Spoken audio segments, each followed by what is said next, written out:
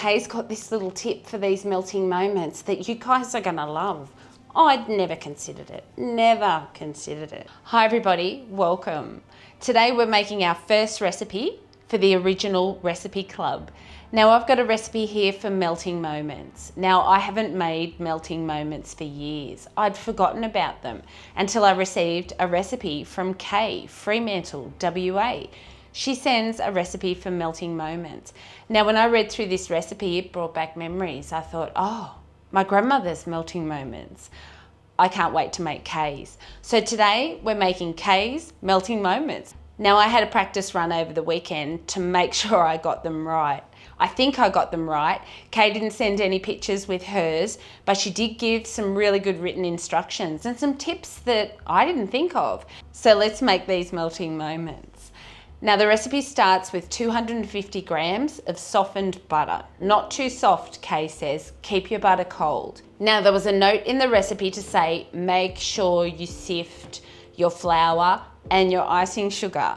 I think that was directed at me. I don't sift anything. But for Kay, we're sifting. So I've already sifted my icing sugar. There's 3/4 cup of icing sugar. Now, I didn't sift this for you guys because I buy organic icing sugar and it's really lumpy and it takes me a long time to sift it. So trust me, Kay, I have sifted this, but I will sift it again into here just to make sure. I don't know about you guys, but I make such a mess with sifting and I just find that this is my best way of doing it. There you go, Kay. I thought I'd sifted it, but I still have lumps. So I'll get rid of those. So we have our 3/4 cup of sifted icing sugar. I'm gonna add my butter. So 250 grams of softened butter. In that goes. So I'll pop this on the stand mixer and just set it on low. Now I'm just combining that until it's mixed through. Now normally I would just leave that to mix through, but Kay's instructions were turn the speed up. So once it's combined, scrape your sides down and then give it another whirl. Now I've just whipped that through on number 4 on my KitchenAid. That was quite quick, but it's whipped up my butter. So now we can add the flour. Now I'm just going to measure the flour into this little bowl here so that I can sift it. So it's 1.5 cups of plain flour and 1.5 cups of corn flour. Okay, so things just got a bit messy there with my flour, so I'm back. I've put my corn flour into here now. That was just a disaster. So, okay, let's start that again. We have 1.5 cups of flour. We have 1.5 cups of corn flour. Now that was plain flour. What a mess when I sift, what a mess. I've got flour on everything, honestly. Sifting, okay. You wait till I have to sift the icing sugar. My gosh, I have to clean my kitchen after me. Okay, so we have our flour. Now we've got our butter and our sugar in here. We're adding our flour a spoonful at a time, just to make sure it's all lovely combined. So I'm gonna put this on low and then just add my flour a spoonful at a time. And Kay, it's all sifted, even though it was a mess. It's sifted. Now try not to get your spoon in your mixer.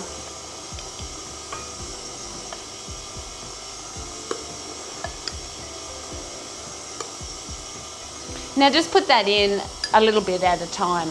The reason that you say a spoonful at a time is because we want that to combine. We've got 2 types of flour in here, so we want to make sure that they combine evenly through your butter.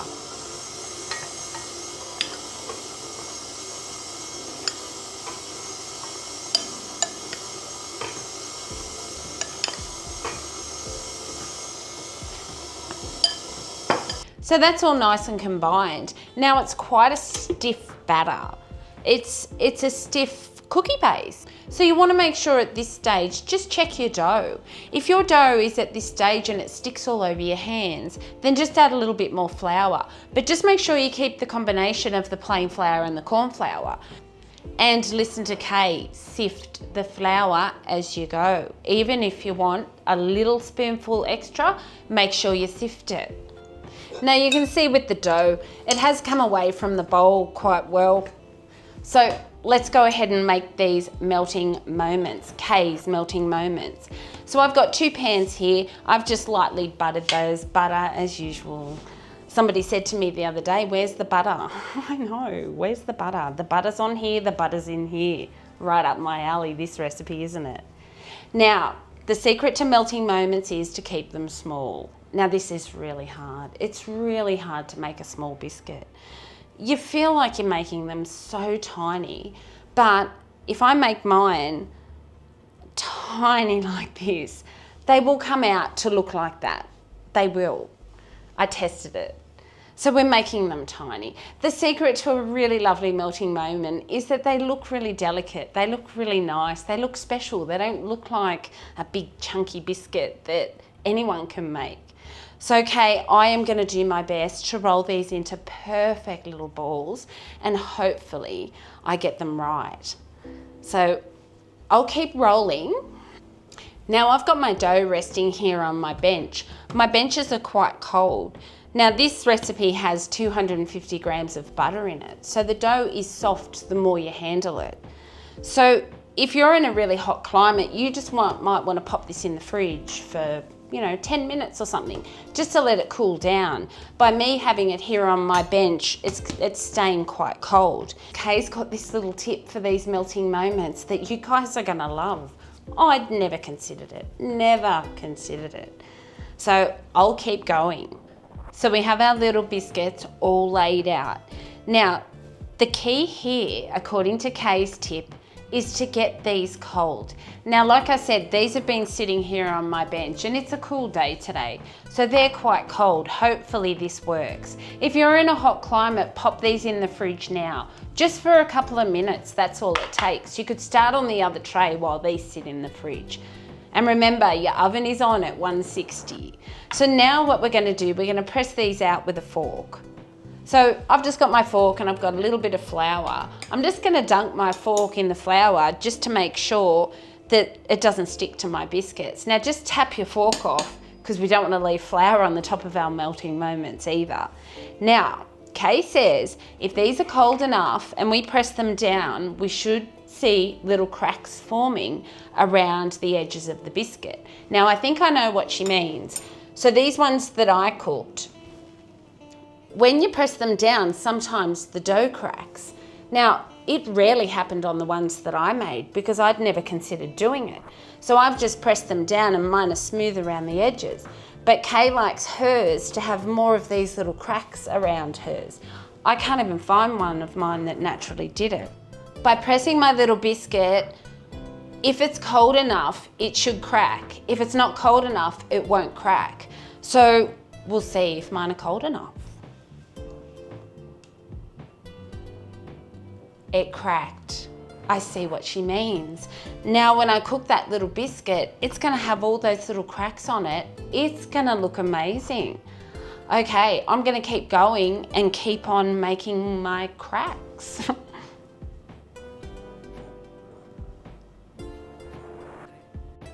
You know what I'm finding? I'm finding that because these have gone a little bit harder, the fork's not sticking anyway. So if these were soft, my fork would stick to the butter, but because these have had a chance to go firmer, my fork's not sticking. Interesting. Can you see that? We're forming little cracks. So if I press that down with my fork, we're making these little cracks.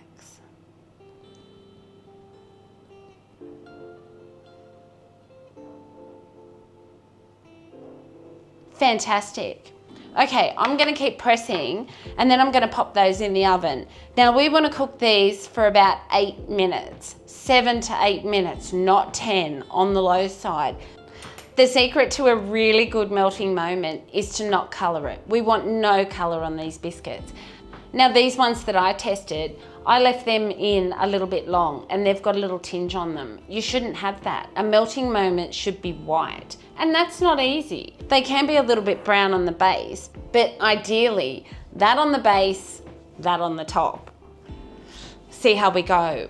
So Because these cook so quickly, I'm just going to cook one tray at a time. By the time these cook, I would have finished this tray, and then that'll be ready to go into the oven. I just want these to cook slow, and I want to keep an eye on them. 5 minutes to 8 minutes is going to go by so fast. So I'll finish squashing these out, and then I'll pop them in the oven, and I'll get on to the next tray. As I said, this is the first recipe sent in by you to the Original Recipe Club. It's so good to see your recipes coming in. Now, Kay didn't send any pictures or anything with hers. She wasn't able to do that. She gave me really good written instructions and little tips and tricks like the squashing down to get the cracks. Fantastic. Just send it to me in an email, that's fine. But like I said, if you want to add some pics of your food or the area that you live in, otherwise just send your recipe in a basic email with good instructions for me to follow. Kay had put in a note in her recipe to say, when you're rolling your biscuits, make sure you keep them all at the same size. It's really easy as you're going along to just get bigger and bigger and bigger. And I tend to do that every time I'm doing this. So I have to remind myself, just keep them small. Kay said keep them small. Keep them really small. So when I'm rolling these into a ball, I don't know how to describe that, like a large marble, would you say? A large marble or a big grape, an olive?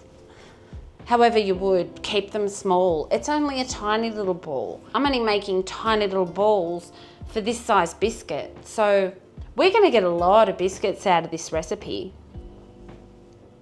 So I've just checked the biscuits. They've had about 5 minutes. So it took me 5 minutes to do the second tray. Now I'm starting to get a little bit worried about them. I'm gonna start to watch them. Oh, that was a quick 7 minutes. So I'll just grab them out, we'll have a look at them together and I'll see if I wanna take them any further. Where's my thing?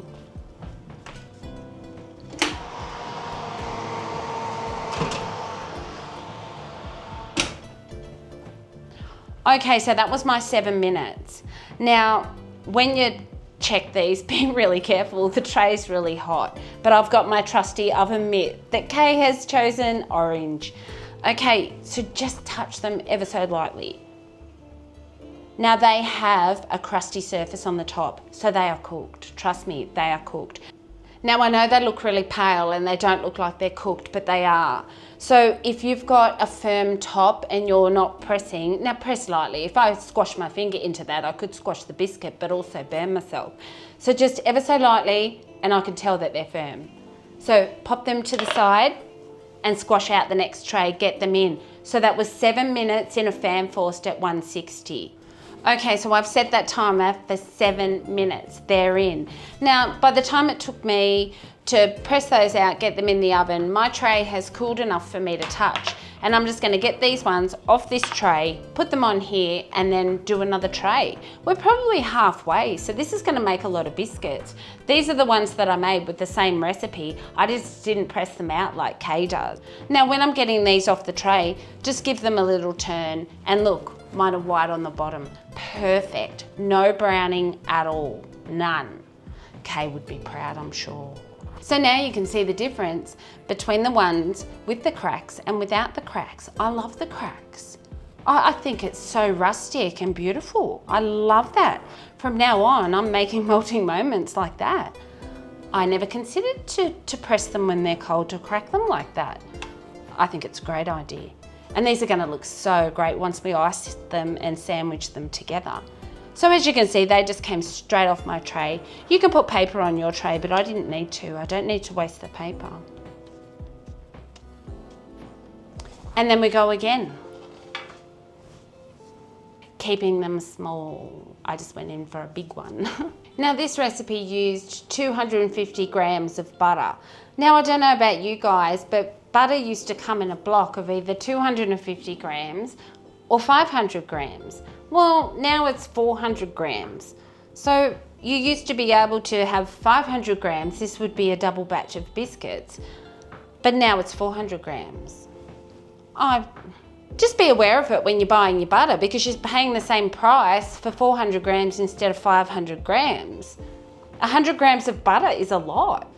So there's our little biscuits, all cooked, all done. So that recipe made 4 trays. So it made a lot of biscuits. So that's my last tray that's just out of the oven cooling. Now these are the ones that I tried over the weekend. So that's one batch by itself. And then this is the batch that we just made today. It made a lot of biscuits. So now the fun part. We're gonna sandwich these together with icing. And then they'll look like the perfect little melting moment. And I don't know about you, but Kay's tip about letting the dough go cold and then pressing it out so that the biscuit cracks, I think that's fabulous. I think that looks so much nicer than the smooth edge. I think it's great. The little crinkled edge looks fantastic, and that's going to look great once we ice it. So once your biscuits are all cooled, we're going to make some icing. Now I sifted my icing sugar already because of the mess that I'm making today, which I did make a mess, but I've cleaned it all up for you. I have 1 cup of sifted icing sugar here, and to that I'm just going to add milk. Now just add the milk gradually as you go. You don't want your icing to be too runny, because when we sandwich these together, if your icing's too runny, they will just slide off each other and you won't get a nice seal. So we're after a really stiff icing. So just pour a little bit of your milk in and stir it up and just see how you go. It's really easy to overdo the liquid, and then you're sifting more icing sugar, and so just go easy on the liquid to start with. Now Kay wants this icing to set quite firm. She's not chasing a soft icing, so we're not putting butter or anything in this. We're just sticking with the milk and the icing sugar. So just make sure that's all stirred through, and then we're just going to put it in to our little piping bag and we'll sandwich these together. This is such a great recipe. We had 250 grams of butter. To that we added 3/4 of a cup of icing sugar. Then we just added our flour, which was 1.5 cups each of plain flour and corn flour. And that was it. Now we're just making our icing. So it was a pretty easy recipe, Kay. I love it. I absolutely love it. So our icing's in. I've just scraped that into my little bag and twist it, and we're gonna cut the tip off and we're gonna pipe these in. You could do this with a little teaspoon straight out of your bowl, but I just find if you do it like this, it's just less mess. And less mess in the kitchen is a good thing. So just cut your tip off, and always be careful where your tip goes. So now you just select 2 that go well together. So let's start icing. Now when I ice them, I'm just going to put them back on this tray. You want to keep them on a flat surface so that they don't slide off each other. We are chasing the perfect biscuit. I hope we're doing great so far, Kay. Now we're chasing a neat little biscuit here. We want to do Kay proud. So I'm going to do my best to keep this as neat as possible. So these are going to set pretty quickly once I ice them. Just like these cool pretty quickly. I mean, these are not long out of the oven and we're icing them already. So it is a quick recipe. I hope you give it a go. Honestly, I can't wait to try these once they're iced, because I have tasted these so far and they are delicious. So now I just start matching them up. So just select them on your tray before you pick them up, because once you pick one up, there's no way of telling which one it's going to match. So just sort them out as you go and then pipe away. Just put a little bit of icing, just enough. I just do a little swirl in the middle, just enough to sandwich that together. And then that's it. We have the perfect melting moment. So for our first recipe on the Original Recipe Club, this was fantastic. Keep your recipes coming. I am loving it. If you haven't enjoyed a melting moment in your kitchen, now's the time to have one. They are a biscuit like no other. They're a really soft shortbread type biscuit with the sweetness of the icing. You have to try them.